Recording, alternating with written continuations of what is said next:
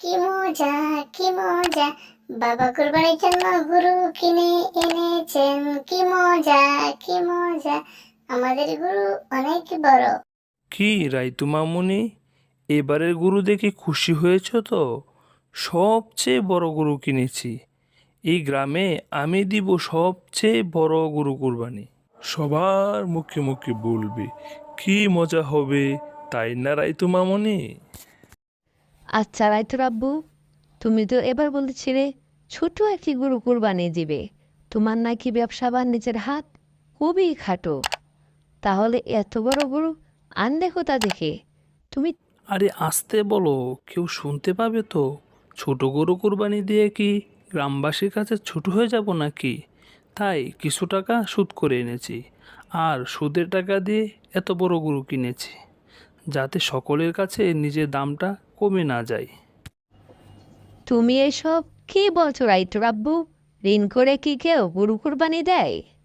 তোমাকে আর বোঝানো যাবে না, তুমি চুপ করে থাকো। তুমি সকলের কাছে আমার মান সম্মান ক্ষুণ্ণ করার চেষ্টা করবে নাকি? টাকা কোথা থেকে আনলাম সেটা বড় বিষয় না, গ্রামবাসীর সামনে বড় একটি গরু কুরবানি দিলাম, সেটাই বড় বিষয়। কিরে সুমাইয়া, তোর বাবা কুরবানির জন্য গরু কিনে নাই? আমার বাবা তো বিশাল এক গরু কিনেছে, খুব সুন্দর, অনেক বড়। না রাইটু, আমার বাবা বলেছেন এবার আমাদের কুরবানি দিবেন না। আমার বাবা নাকি ব্যবসা করতে গিয়ে অনেক টাকা লস হয়েছে, তার অনেক ঋণ পড়ে গেছে, তাই তিনি এবার কুরবানি দিবেন না। তাই বুঝি? আচ্ছা ঠিক আছে, আমাদের তো অনেক বড় বড় কুরবানি হবে।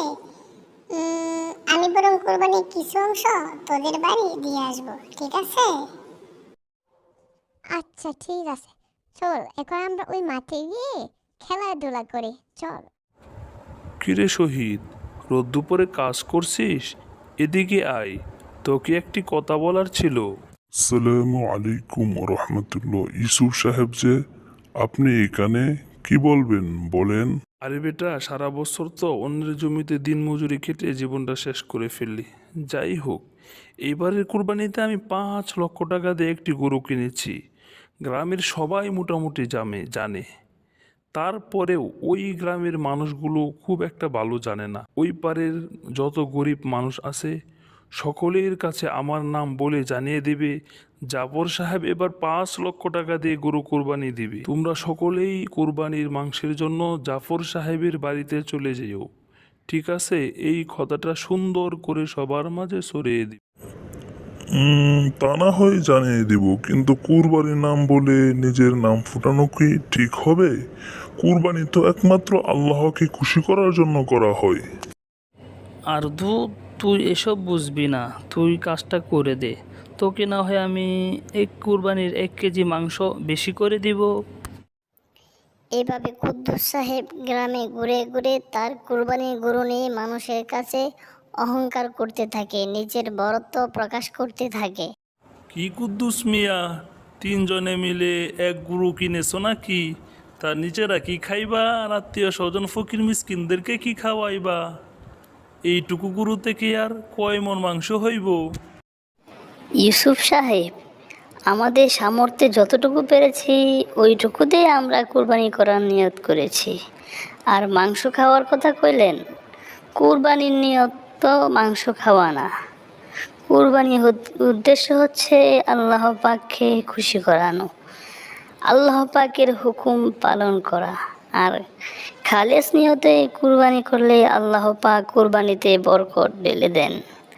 আমরা এইটুকুতেই অনেক খুশি। কুদ্দুস মিয়া, আমি তো এবার হাটে সব থেকে বড় গরুটা কিনেছি, যাই ও একবার দেখে আসো। আমার গরুর কথা গ্রামের সকলের মুখে মুখে উঠে গেছে। আপনি তো মিয়া প্রতি বছরই কুরবানি নিয়ে গ্রামবাসীর মাঝে নিজের নাম ফুটান। আপনাকে তো আর বুঝাইলেও বুঝবেন না যে কুরবানি নিয়ে কোনো অহংকার নই, বরং আল্লাহ পাককে খুশি করার নিয়তে কুরবানি করতে হয়। আরে তুমি চুপ করো।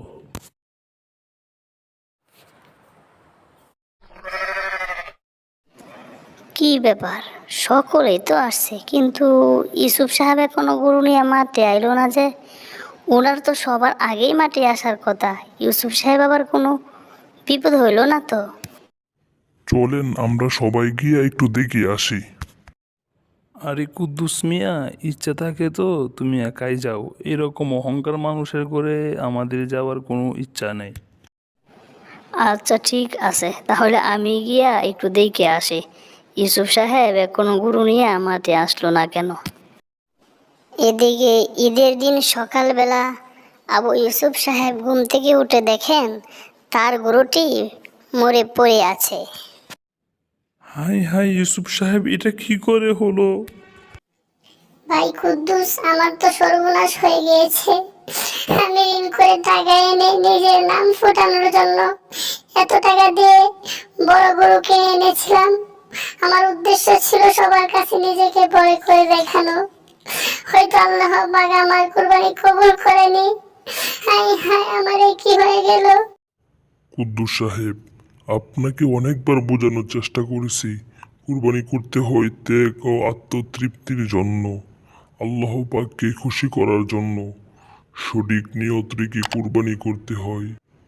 ঋণ করে লোক দেখানোর জন্য নিজেকে সকলের কাছে বড় করার উদ্দেশ্যে কুরবানি করলে কখনোই সেই কুরবানি আল্লাহ দরবারে কবুল হয় না। সুবহান ও তাআলা আমাদেরকে সঠিক বুঝদান করুন।